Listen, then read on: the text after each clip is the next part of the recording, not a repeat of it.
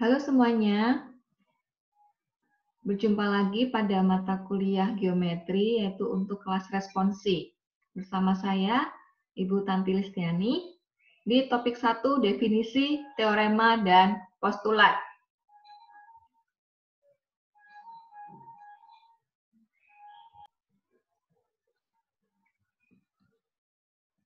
Ya, jadi pada geometri ini nanti akan berkaitan tentang bangun datar, di mana awal mulanya dibentuk dari titik, garis, dan bidang. Nah, itulah awal mulanya kenapa bisa muncul jajar genjang, persegi, segitiga, trapesium, persegi panjang, lingkaran, belah ketupat, dan layang-layang. Lalu ternyata bisa juga membentuk bangun ruang, ya, seperti contoh-contoh berikut ini. Gitu. Ada kerucut, ada limas, ada prisma, lingkaran, dan lainnya. Nah, awal mulanya ini juga dari titik, garis, dan bidang. Oke, pada slide berikutnya, tentukan yang mana merupakan poin atau titik, garis atau line, segmen, dan ray atau sinar. Nah, ini adalah soal pertama. Ada sebuah garis, kemudian ada 3 titik, yaitu ABC. Dan garis ini bernama garis L juga, atau garis AC. Nah, titik tentu mana yang titik? Ada 3 ya, yaitu titik A, B, C. Lalu selanjutnya, yang mana garis atau line? Yaitu garis L atau bisa juga kita menyebut garis AC. Dan jangan lupa ada tanda panah di atas AC ya, karena ini adalah menunjukkan bahwa AC ini adalah garis, bukan segmen. Nah, kalau begitu, mana yang merupakan bagian segmen? Sebelumnya kita lihat dulu untuk yang ray atau sinar. Nah, ray di sini adalah bagian yang berwarna kuning, yaitu BC dan BA. Maka kita bisa tuliskan BA dengan tanda panah ke kanan dan BC dengan tanda panah ke kanan. Nah, ini adalah tanda untuk sinar atau ray. Nah, untuk selanjutnya ke segmen terlebih dahulu. Mana yang merupakan bagian segmen, yaitu adalah yang berwarna merah. Di sini BC dan BA.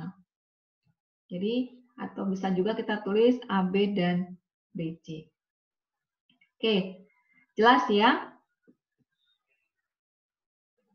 Lanjut, tentukan mana saja yang merupakan line atau garis, ray, dan opposite rays. Ray adalah sinar dan opposite rays berarti sinar yang berlawanan. Oke, ada 4 titik. Di sini adalah titik M, P, Q, N.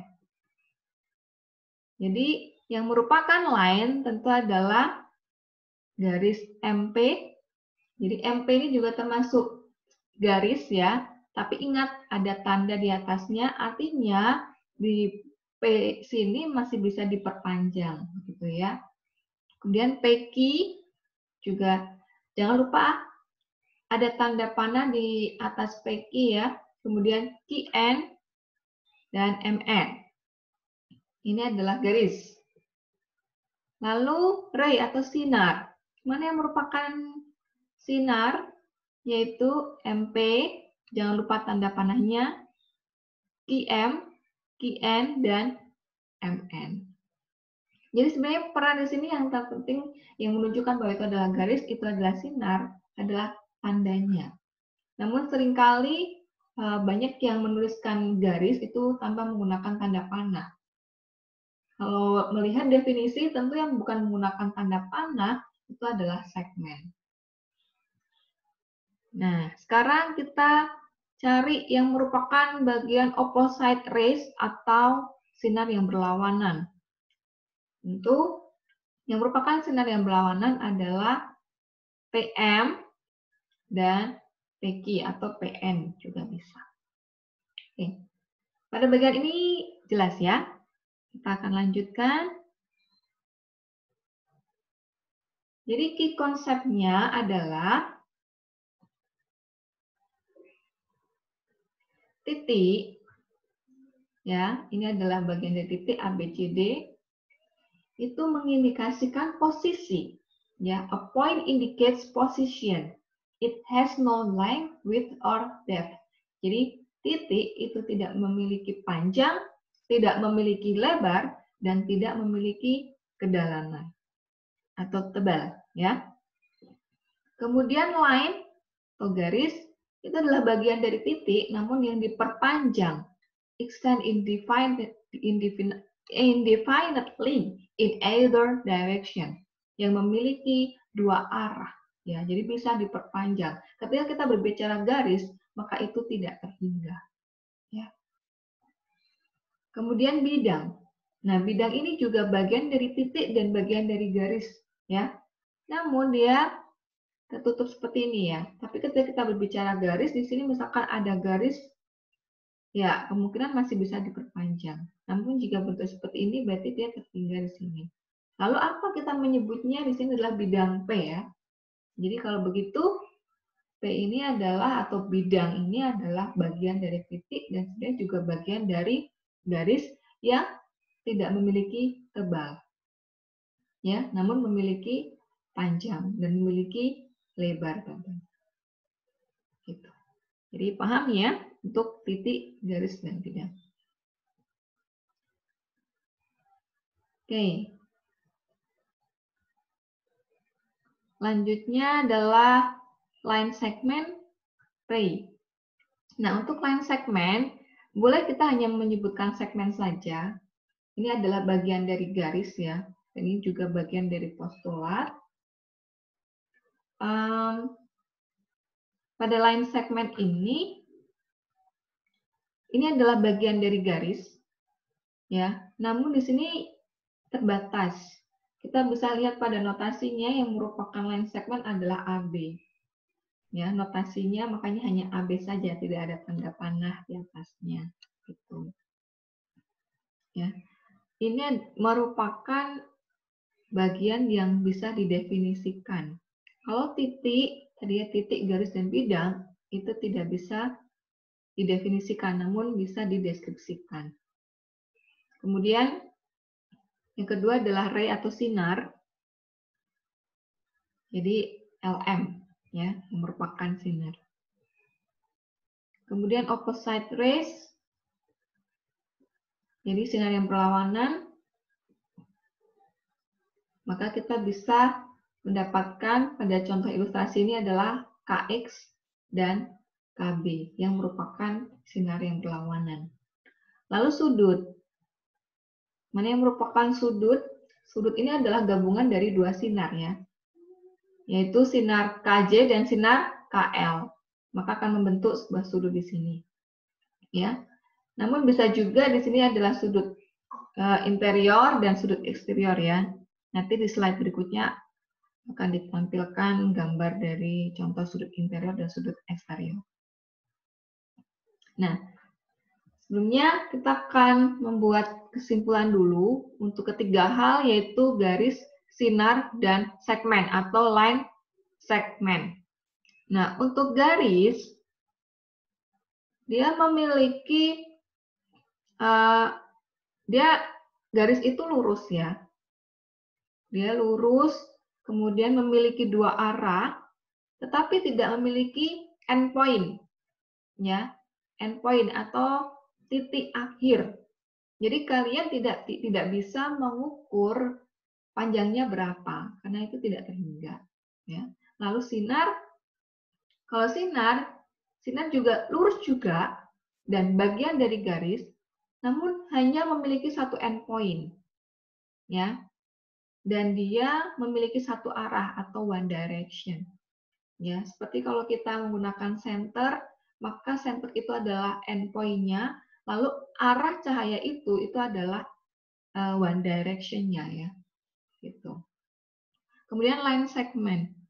Line segment sama, dia lurus, kemudian dia juga bagian dari garis, namun dia memiliki dua endpoint atau dua titik ya yang berhingga di situ, yang terbatas di situ. Jadi has two endpoints that show the points that end the line. Jadi itu adalah akhir dari garis. Oke. Nah, ini kolinier dan koplanar. Ketika kita berbicara geometri, erat kaitannya juga dengan istilah kolinier dan koplanar. Kolinier itu apa? Kolinier itu terletak pada satu garis. Kalau koplanar itu terletak pada satu bidang. Nah, ini berbicara tentang titik ya. Kita akan perhatikan contoh ini. Sebutkan 3 titik yang kolinier dan 4 titik yang koplanar. Mana yang merupakan titik yang kolinier atau segaris ya? Tadi kan kolinier adalah segaris.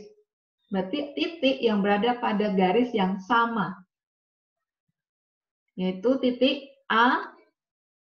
Ini di sini titik A, titik B, dan titik C. Jadi titik A, B, dan C ini adalah titik yang kolinier atau segaris. Selanjutnya, mana yang merupakan titik yang koplanar?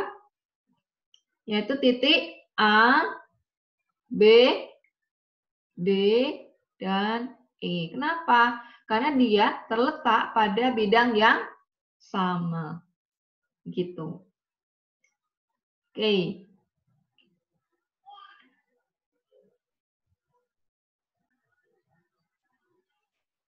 Oke, kita lanjutkan untuk penamaan sudut, yaitu mana yang merupakan bagian sudut dalam dan sudut luar, atau interior of angle itu adalah sudut dalam, kemudian sudut luar adalah exterior of angle.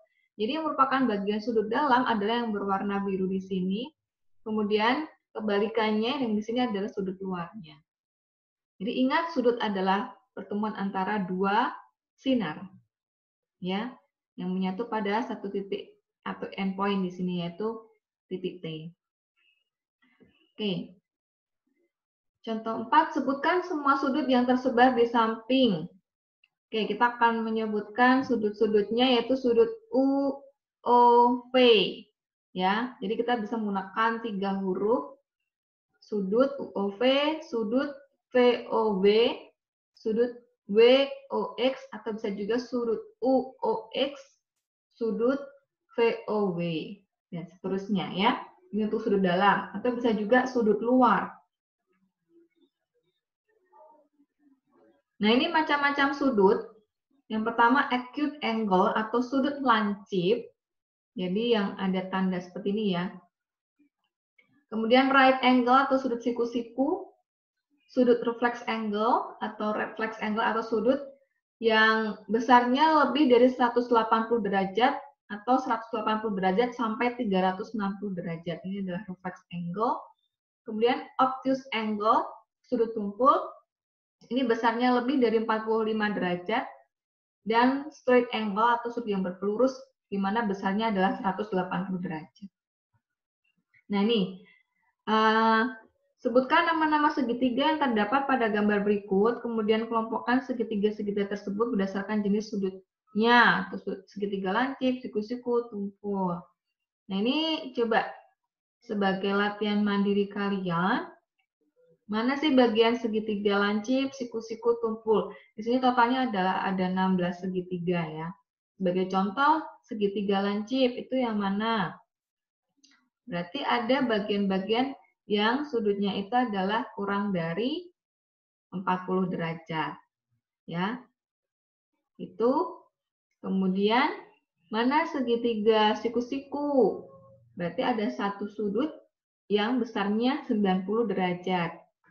Dan segitiga tumpul, berarti ada yang besarnya lebih dari 45 derajat. Nah, coba kalian cari bagian-bagian. Oke.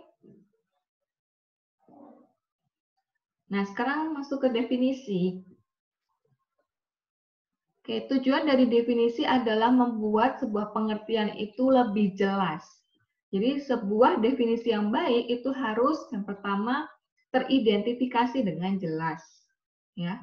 Kemudian yang kedua, menggunakan karakteristik yang mudah didefinisikan, menggunakan kata-kata umum, kemudian lebih spesifik.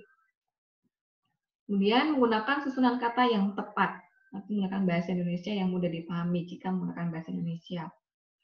Kalau kalian yang menggunakan bahasa Inggris juga sama, menggunakan gramatikal yang tepat juga. Contoh, susun konsep-konsep berikut dalam urutan pendefinisian. Yang pertama, segitiga sama kaki, segitiga, sudut alas segitiga sama kaki. Maka kita bisa mengurutkan dengan cara yaitu segitiga terlebih dahulu, kemudian segitiga sama kaki, sudut alas segitiga sama kaki. Jadi untuk yang hal ini dari yang umum ke khusus ya. Kemudian sisi miring segitiga, segitiga siku-siku, maka menjadi segitiga yang pertama, kemudian segitiga siku-siku, kemudian lebih spesifik yaitu sisi miring. Ya, jadi ini dari umum ke khusus. Dan ingat untuk pendefinisian itu sebaiknya ya, seharusnya bisa dibalik pengertiannya dan tidak mengurangi artinya. Artinya tetap sama. Ya. Contoh. Oke, definisi. Susunlah urutan istilah berikut menurut pendefinisiannya. Segitiga sama kaki, kemudian segitiga sama kaki, segitiga, titik puncak, segitiga sama kaki. Maka urutannya segitiga terlebih dahulu, segitiga sama kaki, dan yang terakhir titik puncak segitiga sama kaki. Oke, contoh lain. Segitiga siku-siku adalah segitiga dengan satu sudutnya siku-siku. Ini kalau kita definisikan seperti ini benar ya. Jadi karena ini benar, maka ini merupakan definisi. Kenapa? Karena kalau kita konversikan atau kita balik ya, atau istilahnya adalah reversible, itu segitiga dengan salah satu sudutnya siku-siku adalah segitiga siku-siku. Kemudian setiap sudut siku-siku adalah sudut-sudut kongruen sama besar. Benar ya? Setiap sudut siku-siku adalah sudut-sudut kongruen sama besar. Konversnya, sudut-sudut yang kongruen atau sama besar adalah sudut siku-siku. Nah, ini salah. Mengapa? Sudut-sudut yang kongruen sama besar adalah sudut siku-siku. Belum tentu. Bisa jadi dia adalah segitiga sama kaki. Ya kan? Jadi ini bukan merupakan definisi. Seperti itu. Oke, kita lanjut ke postulat. Apa sih postulat itu? Postulat adalah suatu pernyataan yang diterima benar begitu saja tanpa membutuhkan pembuktian. Ya. Contoh yang bagian pertama adalah kita melihat inisial postulat terlebih dahulu. Ini ada postulat 1 yang menuliskan implies that through 2 points exactly one line may be drawn while. Jadi kalau ada 2 titik, pasti ada 1 garis yang akan terbentuk. Ya, jadi seperti ini. Nah, garis yang dimaksud adalah garis AB ini ya. Namun bukan yang melengkung. Mengapa? Karena dalam postulat geometri itu sangat detail sekali. Kalau melengkung itu namanya bukan garis, namun apa? Kurva. Gitu ya. Ini adalah 2 hal yang berbeda, definisi yang berbeda juga. Jadi definisi itu bagian yang penting juga dalam geometri. Oke. Nah, kita akan lihat pada contoh selanjutnya. Gunakan gambar berikut untuk mengisi pertanyaan di bawah. Ya, ini ada sebuah garis dengan banyak titik ya. Untuk bagian yang pertama, TR. Kita lihat pada TR dulu. Di sini ada 5 satuan ya. 1, 2, 3, 4, 5. 5 satuan. TR ini kongruen dengan mana? Berarti kita cari yang satuannya sama. Di sini ada angka 5 juga. Berarti TR kongruen dengan RA atau AR ya.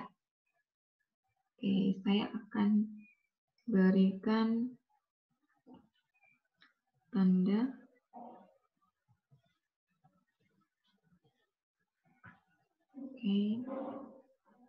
highlight ya.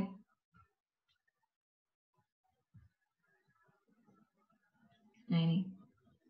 Jadi TR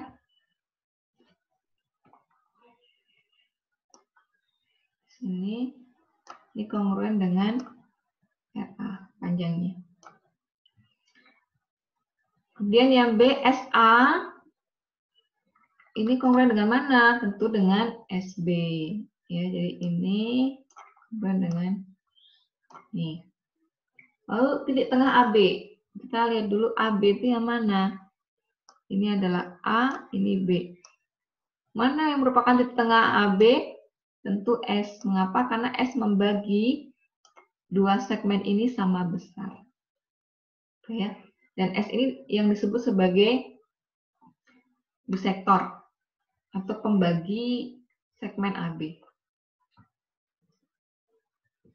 Oke, lanjut ke sudut. Protraktor. Protraktor itu apa sih? Itu adalah busur derajat ya, yang biasa digunakan untuk mengukur besaran sudut, entah itu di segitiga atau di bangun atau bidang yang lain.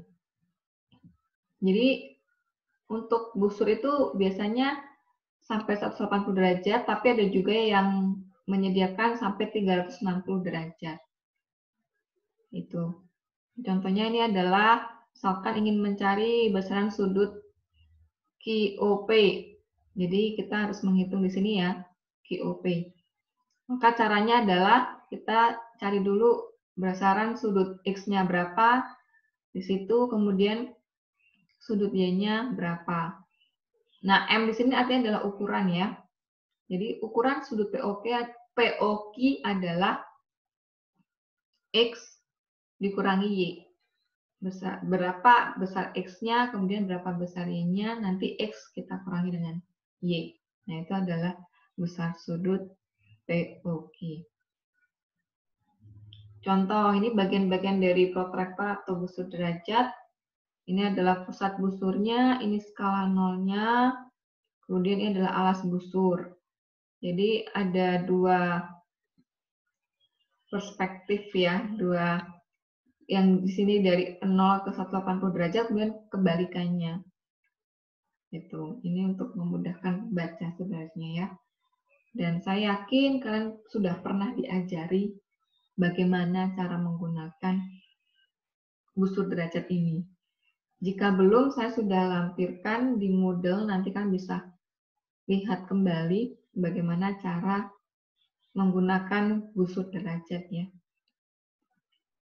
Contoh, yang pertama sudut ABC, berapa besar sudut ABC? Jadi yang garis berwarna merah ini besarnya adalah 70 derajat. Sudut DEF ini karena dia menunjukkan yang berwarna merah di sini F ini adalah 120 derajat, maka besarnya 120 derajat. Kemudian sudut GHI besarnya adalah 110. Jadi melihatnya dari kiri ya. Dan sudut JKL 30 derajat, JKL ya, dari sebelah kiri juga melihatnya. Dan sudut MNO yaitu 140 derajat. Begitu. Mudah ya. Oke.